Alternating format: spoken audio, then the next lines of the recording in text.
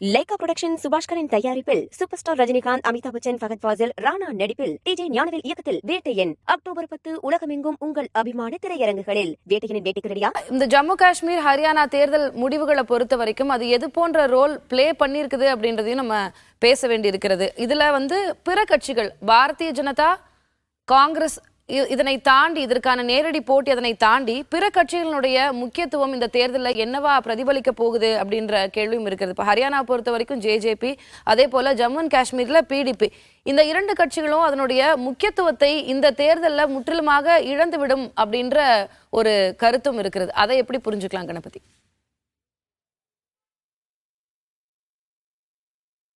ஜம்மு காஷ்மீரை பொறுத்தவரை தேசிய மாநாடு காங்கிரஸ் கூட்டணிக்கு வலுவான பெரும்பான்மை கிட்டிவிட்டால் அப்போது சிறிய கட்சிகளுக்கு அதிக பங்கு இருக்காது. அது மக்கள் ஜனநாயக கட்சியாக இருக்கட்டும் அல்லது புதிதாக உருவெடுத்து வரும் ரஷீத் இன்ஜினியரின் ஏஐபி கட்சியாக இருக்கட்டும். ரஷீத் இன்ஜினியர் முன்னாள் முதல்வரான ஒமர் அப்துல்லாவை மக்களவை தேர்தலிலே தோற்கடித்தார். அதனால்தான் தற்போது ஒமர் அப்துல்லா சட்டசபை தேர்தலில் 2 தொகுதிகளிலே போட்டியிடுகிறார். ரஷீத் இன்ஜினியருக்கு பிணை கிடைத்து சிறையில் இருந்த அவர் தற்போது பிரச்சாரத்திலே ஈடுபட்டார். ஆகவே அவருக்கு முன்பு இருந்ததை விட அதிகமாக செல்வாக்கு கிடைக்குமா? முன்பு சிறையிலேயே இருந்த போது கூட அவரது மகன்கள் தான் அவருக்கு ஆதரவாக பிரச்சாரம் செய்தார்கள். அவர் தேர்தலிலே ஒமர் அப்துல்லாவை தோற்கடித்தார். தற்போது மீண்டும் முதல்வராக முயற்சி செய்து கொண்டிருக்கும் ஒமர் அப்துல்லா ஏஐபியின் சவாலை எப்படி சமாளிப்பார்? அதே போல அப்னி பார்ட்டி, பீப்புள்ஸ் காங்கிரஸ் என பல்வேறு சிறிய கட்சிகள் இருக்கின்றன. அவர்களுக்கென்று வலுவான சில தொகுதிகள் இருக்கின்றன. ஜமாத்தும் இந்த முறை தேர்தலிலே போட்டியிடுகிறது. ஆகவே இவர்களெல்லாம் பல்வேறு இடங்களிலே 1 இடம், 2 இடம், 4 இடங்கள் அப்படி வெற்றி பெறுவதற்கான வாய்ப்பு இருக்கிறது.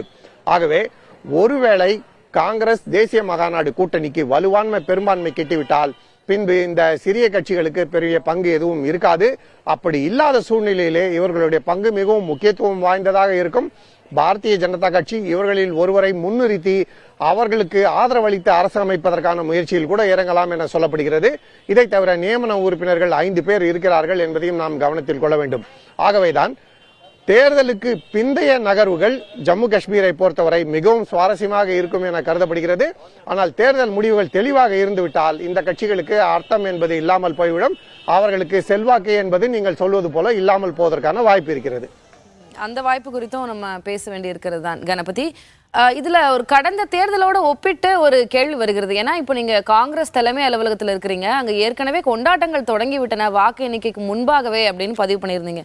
கடந்த முறை இது போலதான் 5 மாநில தேர்தலில் காங்கிரஸ் பெருவாரியாக வெற்றி பெறும் அப்படின்னு கருத்து கணிப்பு, தேர்தலுக்கு பிந்தைய கருத்து கணிப்பு முடிவுகள் சொல்லியிருந்தன. ஆனா ரிசல்ட் வந்ததெனவோ வேறு மாதிரியாக இருந்தது. 3 மாநிலங்கள்ல பாரதிய ஜனதா பெருவாரியான வெற்றி பெற்றது. சத்தீஸ்கர்ல கூட கன்ஃபார்மா காங்கிரஸ் வரும் அப்படின்னு சொன்ன இடத்துல கூட காங்கிரஸ்னால வர முடியல.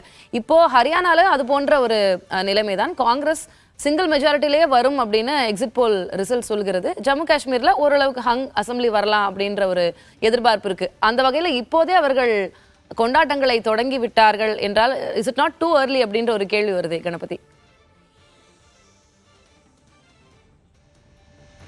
நிச்சயமாக கருத்து கணிப்புகள் தான், முடிவுகள் தான் இறுதியானவை.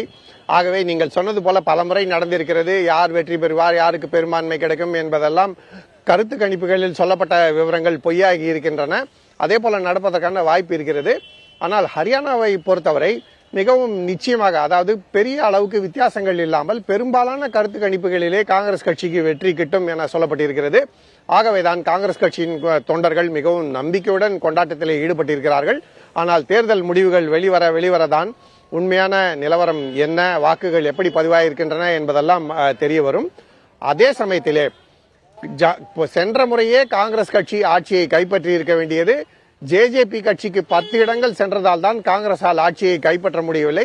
இந்த முறை நிச்சயமாக ஹரியானாவிலே ஆட்சியை கைப்பற்றி விடுவோம் என அந்த கட்சியை சேர்ந்தவர்கள் நம்பிக்கையுடன் இருக்கிறார்கள். அதே போலவே இன்றைய தேர்தல் முடிவுகளுக்கு பிறகு 2 முக்கியத்துவமான விஷயங்கள் தெரிய வரும்.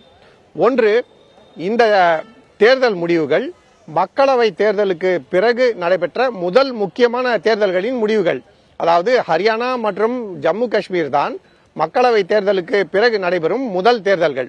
ஆகவே ஆட்சிக்கு எதிரான சூழல் எப்படி இருக்கிறது, பாரதிய ஜனதா கட்சிக்கு எதிரான அலை இருக்கிறதா என்பது இந்த தேர்தல்களிலே ஓரளவுக்கு தெரிய வரும். ஒரு மாநிலத்திலே காங்கிரஸ் வெற்றி, ஒரு மாநிலத்திலே இந்தியா கூட்டணியைச் சேர்ந்தவர்கள் வெற்றி என்று இருந்தால் கூட காங்கிரஸ் கட்சியைச் சேர்ந்தவர்கள் அதை பாஜகவுக்கு எதிரான அலையாக கருதுவார்கள். ஏனென்றால் அடுத்தபடியாக வெகு விரைவிலேயே மகாராஷ்டிரா மற்றும் ஜார்க்கண்ட் மாநிலங்களிலே தேர்தல் நடைபெற உள்ளது. அதை தவிர அடுத்த வருடம் டெல்லியிலே சட்டசபை தேர்தல் நடைபெற உள்ளது. ஆகவே இந்த தேர்தல் ஒரு வகையிலே என்ன ட்ரெண்ட் இனி வரும் நாட்களிலே இருக்க போகிறது, வரும் மாதங்களிலே, வரும் வருடங்களிலே இருக்க போகிறது என்பதை காட்டும் விதமாகவும் இருக்கும் என எதிர்பார்க்கப்படுகிறது. ஆகவேதான் மிகவும் முக்கியத்துவம் வாய்ந்ததாக கருதப்படுகிறது. ஹரியானா மிகப்பெரிய மாநிலம் கிடையாது, 10 மக்களவை தொகுதிகள் இருக்கின்றன. அதே போல ஜம்மு காஷ்மீரும் மிகப்பெரிய யூனியன் பிரதேசம் கிடையாது. இருந்த போதிலும் மக்களவை தேர்தலுக்கு பிறகு முதல் முறையாக மக்கள் தங்கள் வாக்குகளை அளித்து தங்களுடைய ஆதரவு யாருக்கு என்பதை காட்டுகிறார்கள் என்பதால் இந்த தேர்தல் முடிவுகள் முக்கியத்துவம் வாய்ந்தவையாக கருதப்படுகின்றன. அடுத்தபடியாக மகாராஷ்டிரா மற்றும் ஜார்க்கண்ட் மாநிலங்களிலே தேர்தல் நடைபெறும் போது இந்த தேர்தலின் முடிவுகள் எதிர்க்கட்சிகளுக்கு ஒரு ஊக்கமாக இருக்குமா அல்லது பாரதிய ஜனதா கட்சி மீண்டும் வலிமையாக களத்தில் இறங்குமா என்பதை காட்டும் விதத்திலும் இருப்பதற்கான வாய்ப்பு இருக்கிறது. திலகவதி, நிச்சயமாக இப்போ மக்களவை தேர்தலுக்கு பிறகு வரக்கூடிய முதல் தேர்தல், சட்டப்பேரவை தேர்தல் முடிவுகள் அப்படிங்கும்போது இயற்கையாகவே அடுத்து வரக்கூடிய தேர்தல்களுக்கான நரேட்டிவை செட் பண்ணுவாங்க. வெற்றி பெறக்கூடிய கட்சிகளுக்கு அது ஒரு சாதகமான அம்சமாக நிச்சயமாக அமையும். நீங்க சொன்ன மாதிரி மகாராஷ்டிரா, ஜார்க்கண்ட், டெல்லி தேர்தல்கள் எல்லாம் இனி அடுத்தடுத்து நிற்கும் போது யார் வெற்றி பெறுவார்கள், யாருடைய கை ஓங்க போகிறது, என்ன நரேட்டிவை செட் பண்ண போறாங்க அப்படின்ற அந்த எதிர்பார்ப்புகளும் நிச்சயமாக இருக்கும். ஆனா காங்கிரஸ் தரப்புல இருந்து இப்போ அவங்களுக்கு ஒரு எட்ஜ் இருக்கும் இந்த 2 தேர்தல் முடிவுகள்லையும் அப்படின்னு எக்ஸிட் போல் ரிசல்ட் சொல்லியிருக்கும் போது பாரதிய ஜனதாவுக்கான அந்த டவுன்ஃபால் ஆரம்பிச்சிருச்சு, அவர்களுக்கான முடிவுரை எழுதப்பட்டு கொண்டிருக்கிறது. ஏன்னா மக்களவை தேர்தலையே 400க்கும் மேல சீட்ஸ் அப்படின்னு அவங்க சொன்னது பொய்யாகிவிட்டது. சிங்கிள் மெஜாரிட்டியாகவும் வர முடியல கூட்டணி ஆட்சி அப்படிங்கும்போது இனி அவர்களுடைய முடிவுரை ஆரம்பமாகிவிட்டது என்றெல்லாம் பேச்சுகள் வர தொடங்கி இருக்கின்றன, விமர்சனங்கள் வர தொடங்கி இருக்கின்றன. இது காங்கிரஸ் உள்ளிட்ட இந்தியா கூட்டணி பிளாக் இதனை எப்படி எடுத்துச் செல்வார்கள்? நிச்சயமாக, அதாவது பாரதிய ஜனதா கட்சியை பொறுத்தவரை 3வது முறையாக பிரதமர் நரேந்திர மோடி தலைமையிலே ஆட்சி அமைந்திருந்தாலும் அந்த ஆட்சி ஆந்திர பிரதேச முதல்வர் சந்திரபாபு நாயுடு மற்றும் பீகார் முதலமைச்சர் நிதிஷ்குமார் ஆகியோரின் ஆதரவு காரணமாகத்தான் அமைந்திருக்கிறது என்பது பாரதிய ஜனதா கட்சியை சேர்ந்தவர்களுக்கும் நன்றாக தெரியும். அதே போல ஒரிசா போன்ற மாநிலங்களிலே எதிர்பார்த்ததை விட அதிகமாக பாரதிய ஜனதா கட்சி வெற்றி பெற்றதன் காரணமாகவும் அவர்கள் இந்தியா கூட்டணியை தடுத்து நிறுத்தி இருக்கிறார்கள். இந்தியா கூட்டணி ஆட்சிக்கு வர முடியவில்லை. மீண்டும் ஆட்சிக்கு வந்திருக்கும் பாரதிய ஜனதா தனது செல்வாக்கை மீட்க பல்வேறு நடவடிக்கைகளை எடுக்கும். மக்களவை தேர்தலுக்கு பிறகு ஆட்சி அமைந்து 100 நாட்களிலே பல்வேறு நடவடிக்கைகளை எடுப்போம் என பிரதமர் நரேந்திர மோடி தெரிவித்திருந்தார். அதன்படியே 70 வயதானவர்களுக்கு இலவசமாக மருத்துவ காப்பீடு வழங்கப்படும் என தெரிவிக்கப்பட்டிருக்கிறது. அதே போல பென்ஷன் திட்டம் மாற்றி அமைக்கப்பட்டு யூனிஃபைடு பென்ஷன் திட்டம் என வேறு ஒரு பென்ஷன் திட்டம் அளிக்கப்பட்டிருக்கிறது.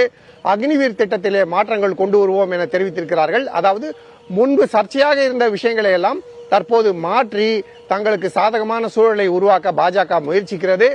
அதை எப்படி இந்தியா கூட்டணி எதிர்கொள்ளும் என்பதை இந்த தேர்தல்கள் முடிவுகள் காட்டும் எனவும் இன்னும் வரும் நாட்களில் நடைபெறும் சட்டசபை தேர்தல்கள் காட்டும் எனவும் கருதப்படுகிறது. ஆகவேதான் இந்த சட்டசபை தேர்தல்கள் முக்கியத்துவம் வாய்ந்தவையாக பார்க்கப்படுகின்றன. பாரதிய ஜனதா கட்சி செய்யும் மாற்றங்களால் அந்த கட்சிக்கு எந்த அளவுக்கு செல்வாக்கு அதிகரிக்கும் அல்லது செல்வாக்கு சரியாமல் இருக்குமா என்ற பல்வேறு விஷயங்கள் உன்னிப்பாக கவனிக்கப்படுகின்றன. அதே சமயத்திலே இனி வரும் தேர்தல்களிலே எப்படியாவது பாரதிய ஜனதா கட்சியை மகாராஷ்டிரா போன்ற மாநிலங்களிலே கூட்டணி அமைத்து தோற்கடிக்க வேண்டும் என இந்தியா கூட்டணியைச் சேர்ந்த காங்கிரஸ் உள்ளிட்ட கட்சிகள் தொடர்ச்சியாக முயற்சி செய்து வருகின்றன. அதன் தாக்கம் என்னவாக இருக்கும் என்பதை நாம் வரும் மாதங்களிலே பார்க்க முடியும். திலகவதி, லைகா புரொடக்ஷன் சுபாஷ்கரின் தயாரிப்பில் சூப்பர் ஸ்டார் ரஜினிகாந்த், அமிதாப் பச்சன், ஃபகத் ஃபாசில், ராணா நடிப்பில் டிஜே ஞானவேல் இயக்கத்தில் வேட்டையன் அக்டோபர் 10 உலகமெங்கும் உங்கள் அபிமான திரையரங்குகளில். வேட்டையனின் வேட்டைக்கு ரெடியா?